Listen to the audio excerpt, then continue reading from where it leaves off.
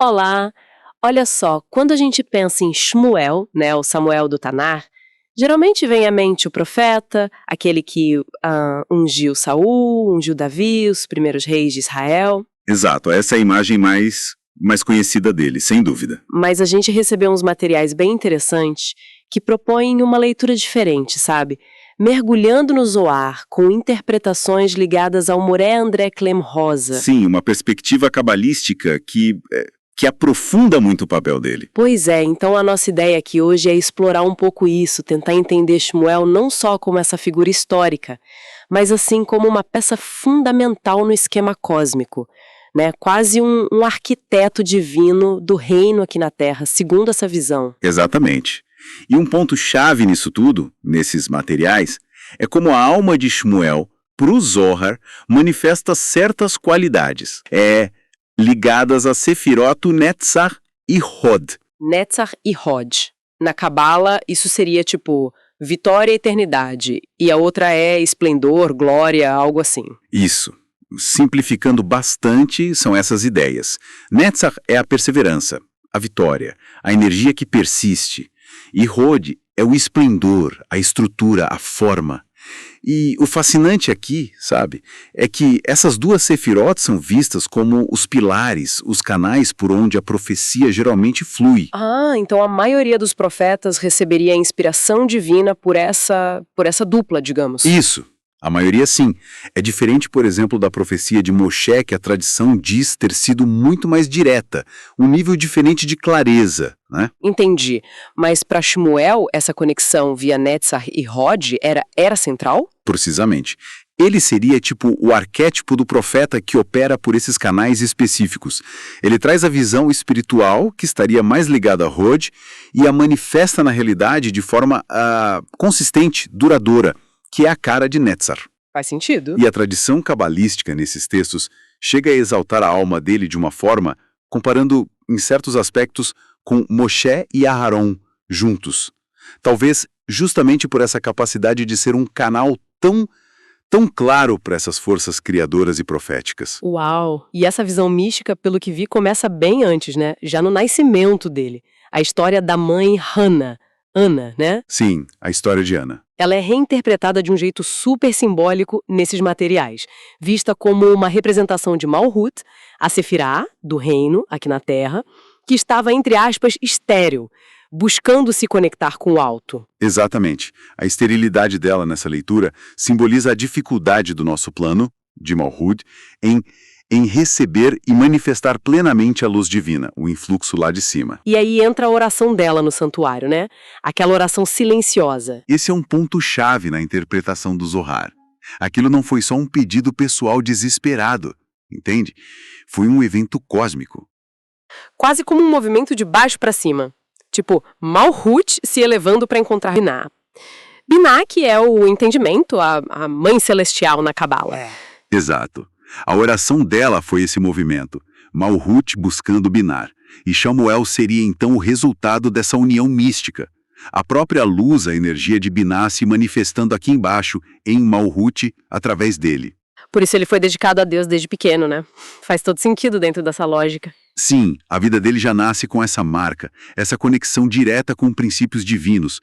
Isso já aponta para o papel dele de ponte entre o céu e a terra. E a gente vê isso também na atuação dele como juiz. Verdade. Ele foi o último juiz de Israel e tido como maior, né?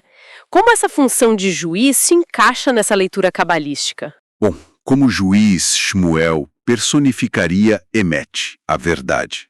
E na árvore da vida, Emet está muito ligada à coluna central, o eixo do equilíbrio que tem Tiferet, a beleza, a harmonia, como centro. Tiferet. Isso. Então aquelas viagens que ele fazia por Israel, julgando o povo, não eram só atos administrativos ou legais, sabe? Eram vistas como um esforço ativo, espiritual mesmo, para conectar a nação inteira a esse pilar central, ao equilíbrio. Quer dizer, ele evitava os extremos. Não era nem só a severidade pura, que a gente associa mais à coluna da esquerda na Cábala, nem só a misericórdia total da direita. Exatamente isso, ele representaria o equilíbrio perfeito, a aplicação da verdade divina de forma harmoniosa, Tiferet em ação, buscando alinhar a nação. E essa capacidade de manter o centro foi fundamental para o passo seguinte dele. Que foi estruturar a monarquia. Sim, o arquiteto do reino, de Malhut, como você disse no início, ele não só ungiu os reis, mas, segundo essa visão, ele preparou o terreno espiritual para que a monarquia pudesse existir de forma estável. Ungiu o primeiro Saul, que foi uma fase mais... Transitória, né? Exato. E depois Davi, que iniciou a linhagem que a tradição considera perene. E aí, ligando os pontos com que os materiais trazem, essa habilidade dele de, digamos, remover um rei e instalar outro, não era só poder político. Era uma função cósmica mesmo, que vinha dessa conexão dele com Netzar e Hod. Ah, por causa da profecia e da estrutura? Isso. Essas sefirotes dariam a ele o discernimento espiritual, a capacidade de identificar qual era o receptáculo, a pessoa adequada para receber a luz da realeza naquele momento histórico. Ao ungir Davi, ele estaria estabelecendo a conexão considerada correta, duradoura, entre Malhut, a realeza aqui na Terra, e o seu ideal divino. Entendi. Então, para a gente amarrar isso tudo que esses materiais mostram, Shmuel, visto pela lente do Zohar, é uma figura bem complexa, né? Ele é o canal da profecia, ligado a Netzar e Hod. Sim. É fruto daquela união mística entre o reino terreno, Malhut, e o entendimento divino, Bina. O filho da oração de Ana. Isso. É o pilar da verdade, do equilíbrio, Emet e Tiferet em ação como juiz. E, finalmente, o arquiteto que estrutura espiritualmente a própria realeza, Malhut, aqui na Terra. Exato. A trajetória dele se torna um grande exemplo de como, nessa visão cabalística, a vontade lá de cima, a estrutura celestial, se manifesta e organiza a nossa realidade aqui embaixo. Uma visão bem profunda mesmo. Pois é. E isso talvez deixe a gente com uma reflexão interessante, que vai além do próprio Shmuel, né? Essa ideia de figuras que são como arquitetos espirituais.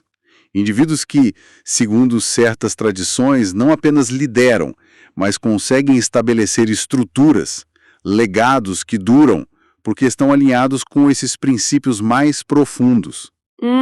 Será que olhar por essa lente ajuda a gente a entender a fundação ou a resiliência de certas instituições, movimentos, até mesmo legados familiares em outros contextos?